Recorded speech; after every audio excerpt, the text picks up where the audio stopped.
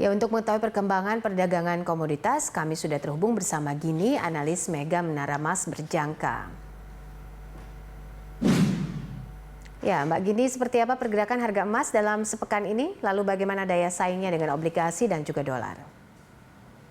Ya, selama sesi perdagangan pekan lalu ini emas cukup diperdagangkan cukup volatile ya, sempat melemah di bawah level 1.700 dan membentuk pola double bottom. Untuk penutupan di sesi akhir pekan lalu ini kembali lagi stabil di atas 17.20.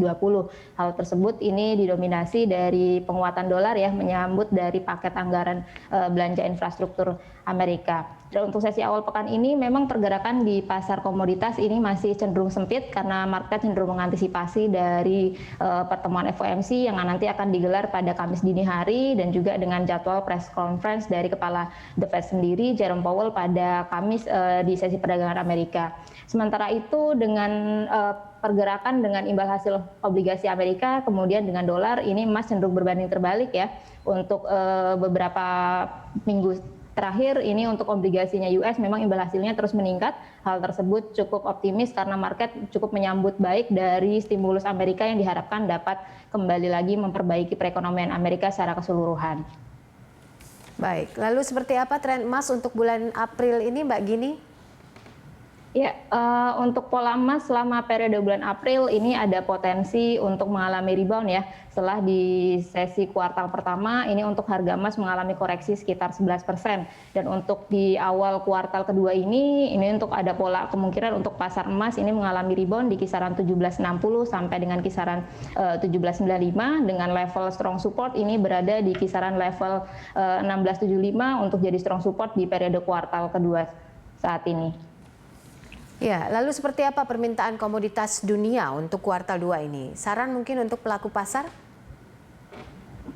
Permintaan komoditas di sesi kuartal kedua ini diperkirakan akan mengalami sedikit pelambatan ya. Hal ini juga cukup didominasi dari sentimen kembali lagi diberlakukannya lockdown di beberapa negara di kawasan Eropa. Tapi di sisi lain ini sentimen dari dibukanya kembali aktivitas publik di Inggris ini yang akan dimulai pada 12 April mendatang ini diperkirakan juga akan cukup memberikan sentimen positif bagi pasar komoditas sendiri. Harapannya untuk di April ini untuk saat ini potensi pelemahan yang terjadi karena gelombang ketiga penyebaran COVID di Eropa ini dapat dijadikan sebagai alternatif untuk buy on weakness di pasar komoditas, dan untuk kedepannya kita akan kembali lagi terfokus pada aktivitas vaksinasi dan dibukanya kembali aktivitas ekonomi di Inggris.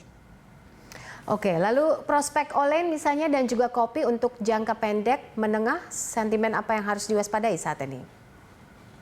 Ya, untuk pasar online ini agak rentan untuk terkoreksi ya. Hal ini juga didominasi dari larangan baru-baru ini larangan impor untuk kelapa sawit oleh Sri Lanka. Ini juga diperkirakan akan mempengaruhi pergerakan harga di pasar minyak nabati. Ini untuk pasar online sendiri ini agak cukup rentan terkoreksi, menyusul juga harga minyak mentah dunia ini mengalami koreksi di sesi perdagangan pekan lalu. Dan untuk kopi ini akan cenderung lebih stabil dibandingkan online karena kita melihat prospek positif dari pembukaan kembali lagi ekonomi di beberapa negara ini diharapkan dapat meningkatkan untuk konsumsi kopi sendiri. Dan ini untuk pasar kopi outlook-nya untuk kuartal kedua nampaknya akan cukup bagus. Baik, esok harga kopi akan bergerak di rentang berapa, Mbak Gini?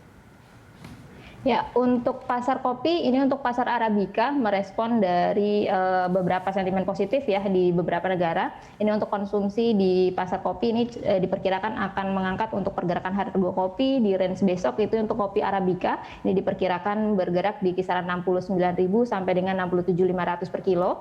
Kemudian untuk kopi Robusta ini di rentan 19.500 sampai 18.400. Baik, terima kasih untuk informasi dan analisanya. Gini, analis Mega Menara Emas Berjangka.